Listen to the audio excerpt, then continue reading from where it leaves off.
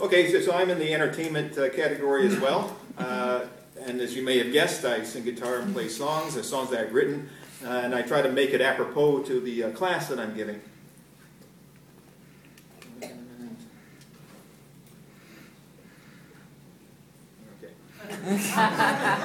So this is what the class, what its natural state, I think, that it goes down to the ground state of the class, right? Of course, the advantage to the students being disengaged is then you have more time for research because they don't come to your office hours. And so one solution, one that I use and some of the other speakers use, is entertainment. And I find that this really works because the attention span of students is very similar to faculty in a colloquium. It's something like 10 to 20 minutes. And we grouse about the students, but just look around at your colleagues during the talk.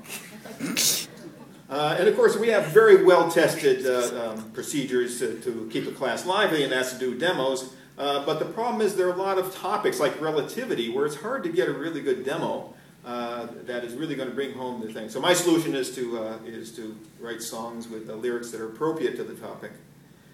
And the question is it effective? I don't know. I don't test to see if it's effective or not. I don't have the patience for that sort of thing of doing it to one class and not to another and so on. But I can guarantee that no student sleeps or texts through the songs when I sing. So, and they do have some content to them. And of course, the risk is students are going to be taking movies of you with their cameras, and so you're going to be on YouTube, so you actually need to practice. Anyway, so I'll go right to the songs now. We don't have a portable mic, so I'll do a kind of makeshift thing here. Oops. I am older, so I need my glasses here. And maybe get a little to the side so you can read. This one's about relativity.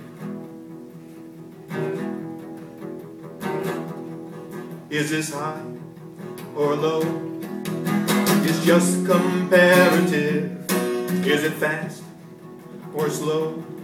It's simply relative.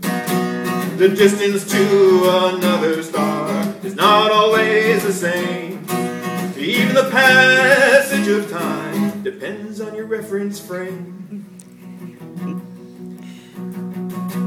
Is it energy or mass? Well, E equals mc squared. And if it goes really fast, put a gamma in there. This is the principle behind all bombs nuclear. It even describes why each star shines from reactions at the core. Well, Einstein figured all this out, replaced ideas from the past. First, no one else knew what it was about, cause they'd never gone so fast.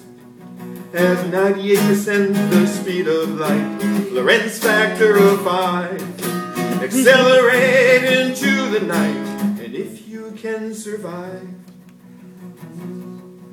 your friends on Earth will not.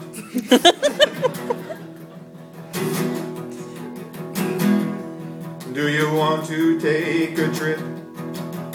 Zip round the galaxy, then hop in my super spaceship.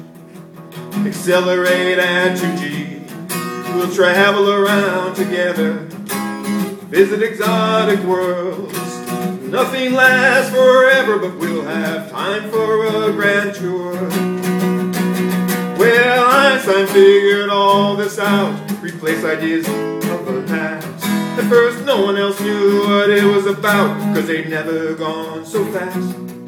As 98% the speed of light, Lorentz factor of 5. Accelerate into the night, and if you can survive, your friends on Earth will rot. Here's the crucial part. General relativity bends my mind just as mass does space. How does a black hole slow down time as viewed from a distant place? Gravitational redshift, event horizon, infinite Doppler shift, I'm falling in. Thank you. Okay, I think we have only time for one more. So one more that I attached to a PowerPoint. Unfortunately, there's one I'm going to have to skip, which is my international hit, Superluminal Lover. I have a sanitized version for the students because it's a gamma-rated song. This is a song that I dedicate to certain politicians. Some of my conservative students don't like this, but that's the way it goes. Your defiant attitude mystifies me. Are you malicious or simply dense? The world is headed for catastrophe while you ignore the evidence. You claim to be conservative, but you only care about your bottom line. You ignore ecological imperative, but where will we go when the earth is dying? On Mercury we'd roast all day, and during the night we'd freeze. We'd gasp for air to no avail with no atmosphere to breathe.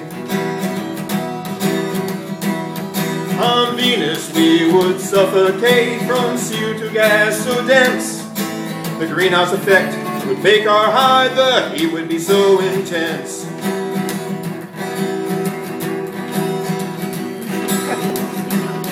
On Mars we could walk on dust-swept plains and climb all volcanoes high. But the air's too thin, so it's freezing cold, and soon we would collapse and die. Jupiter would crush us in its clouds highly pressurized. And the oxygen molecules would give our lungs a nasty surprise. We can't just move to another planet if the Earth is no longer alive. If we could transport there, it would be impossible to survive.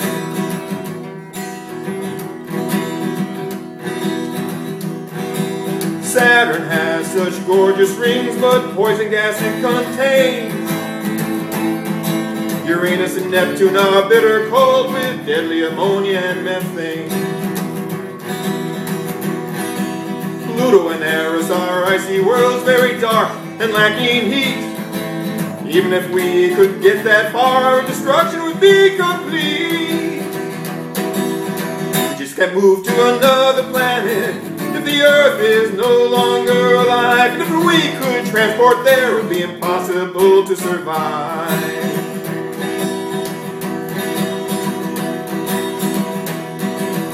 I'd like to send you to another planet.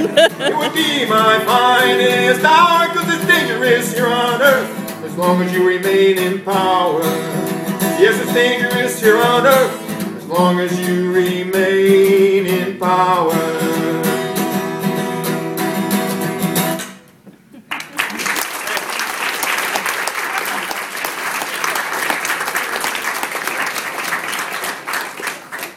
Of course, there are free MP3 downloads at the website.